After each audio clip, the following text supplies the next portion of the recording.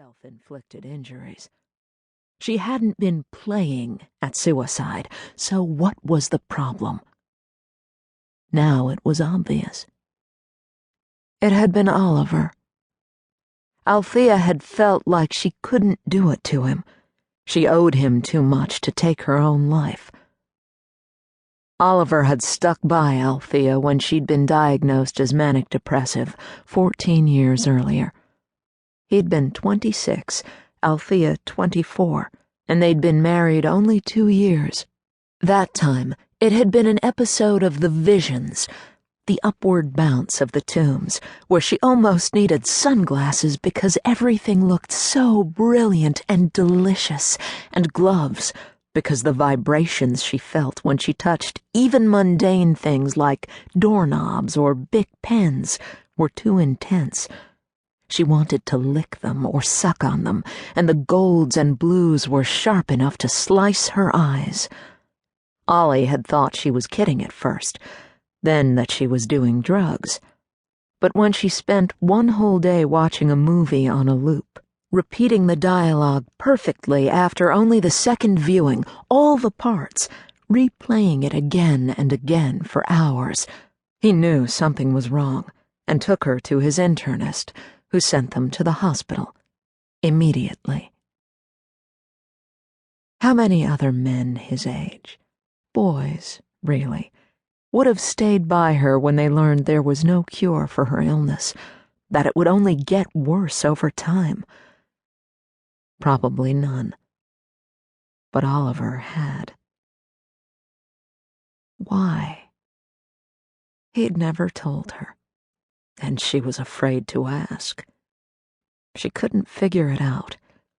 She was like a stock he had invested all of his savings in that had crashed. Why didn't he leave and start over? Love didn't seem like enough of a reason.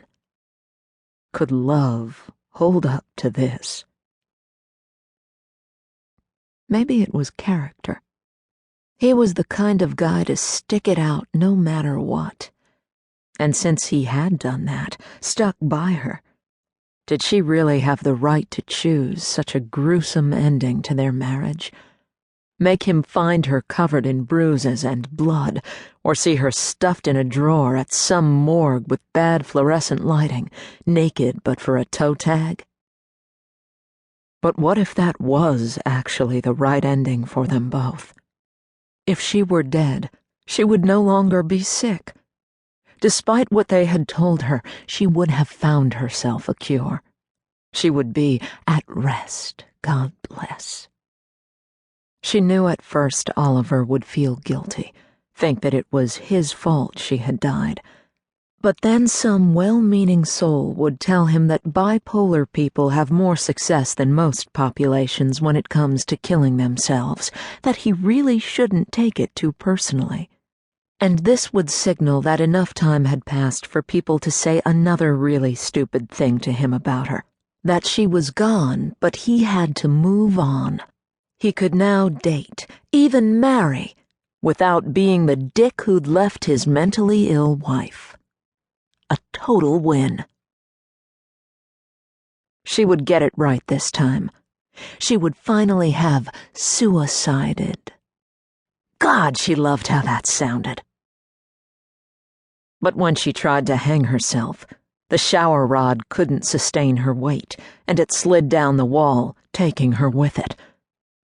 Jesus! Her sole injury was a laceration from smacking her head on the tub. The only upside of this whole fiasco was that she had found something to do from 8:42 a.m. to 9:06 a.m. Filling time was always a bitch during the tombs. Suzanne, Clem's latest nanny, found her trying to clean up the blood on the bathroom floor with a handful of cottonelle. Suzanne phoned Oliver right away, but the head injury was not bad enough for her to call 911.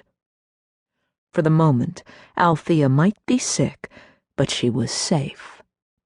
Attempting suicide was like having sex. There was always a lull before having another go.